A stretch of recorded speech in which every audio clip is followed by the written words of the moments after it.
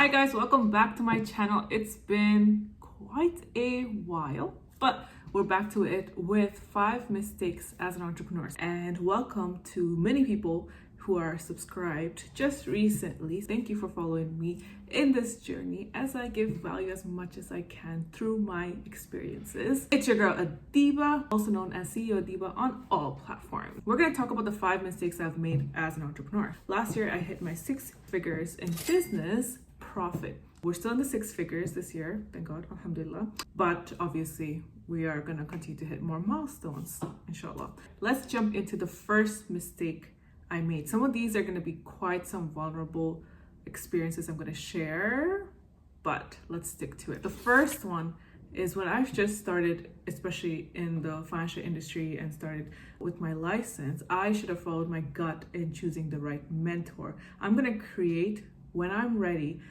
a video on what happened in terms of the mentorship I was under.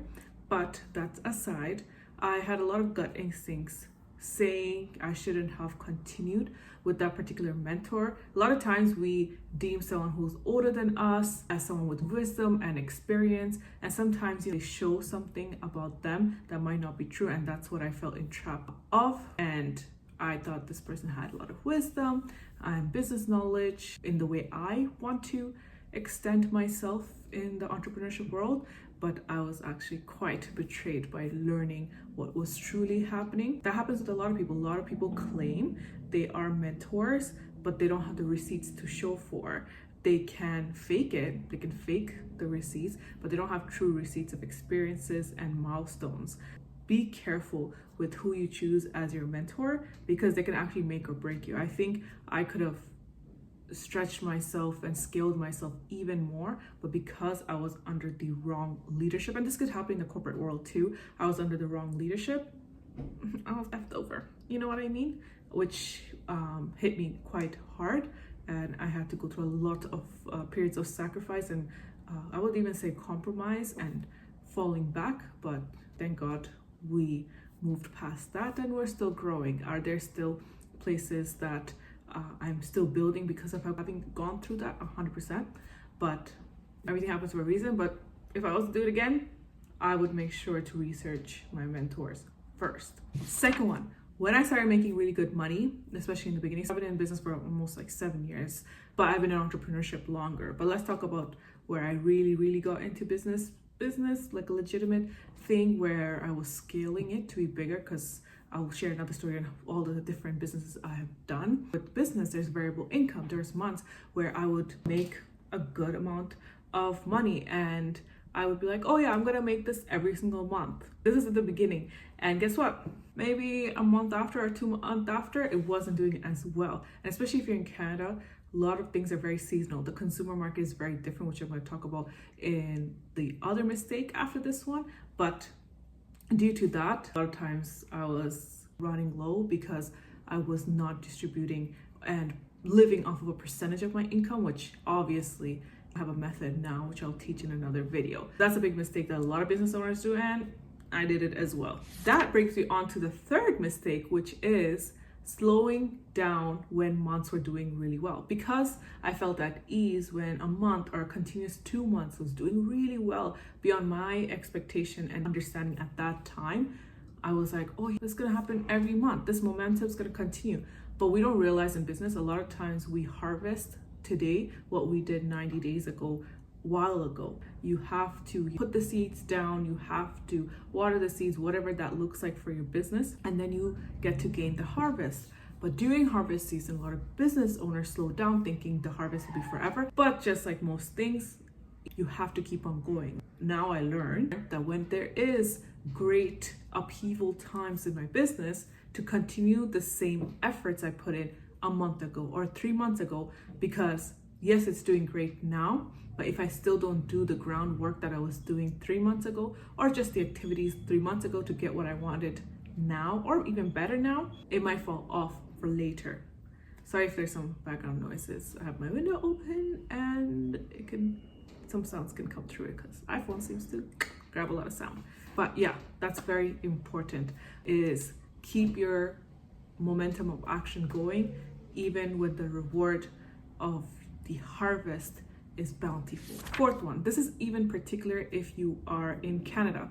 The Canadian consumer market is very different than, let's say, United States, which I've learned through having social media, which I'll talk about in the last point.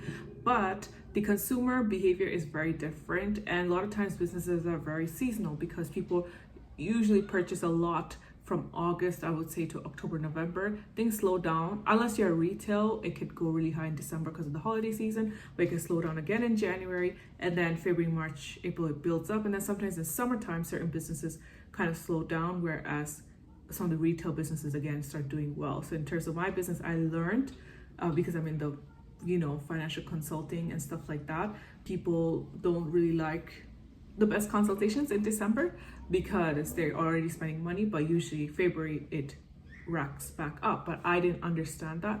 So sometimes, like the before points and like the other mistakes, I would think one good month would continue every single month. The consumers will be there, the clients will be there.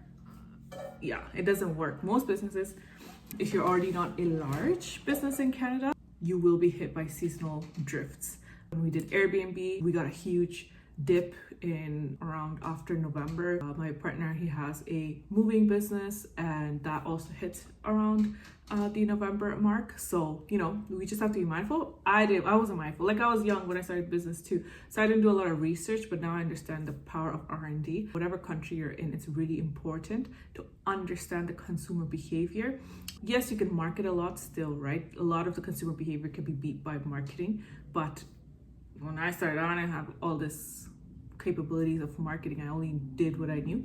Obviously, it had its ups and downs. So that's a big mistake, is not learning the market enough, or else we would have never actually started the Airbnb business, which I talked about in the other video, because we were hit. We were hit, and I talk about this all the time. Okay, that brings me on to the fifth point. This mistake, I would rather say it's even an improvement, but mistake is just not understanding the value of it. Mistake was not taking my social media seriously earlier. Like, I'm very on the go when it comes to social media. Like, I do what I feel like doing and know people will like, and also I will like. I have to enjoy the process. I never deemed myself as someone who wanted to be a content creator, to be honest. I just use my social media as a documentation for future generations, honestly. Like, when I started my TikTok, I actually started like, if I have future children and children, this could be a cool place for them to see, oh, this is what grandma or mom Adibs did.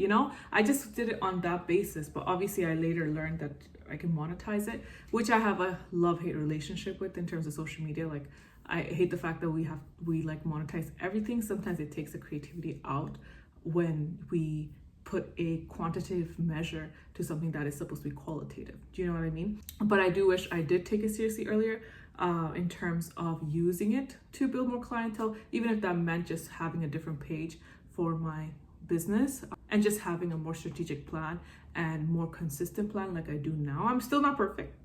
I'm still learning, but just being more consistent on it. I wish I did it earlier, because I even had other experiences I think I could have shared at that time of documented. I should have even documented more things, which would have helped in showing processes right now. You know what I mean? So if I had taken it seriously before, I would have recorded it, but I didn't take documenting as seriously. I used to document like fun stuff, but I didn't think to show like behind the scenes stuff, like where I was hustling when I'm 19, or when I'm 18, when I'm hustling when I'm 17, because I've been hustling. Okay, maybe in another video I'll show why like Adiba has been such a hustler all her life. It's just life chose for me to be serious from a young age. I still love to have fun, and I don't really take life seriously, but life hit me seriously from a young age. It is what it is. Those are the 5 mistakes that I did in entrepreneurship journey. Obviously, I'm still going to continue to make mistakes, right? I'll look back in another 5 years, let's say, and see, oh, I could have done this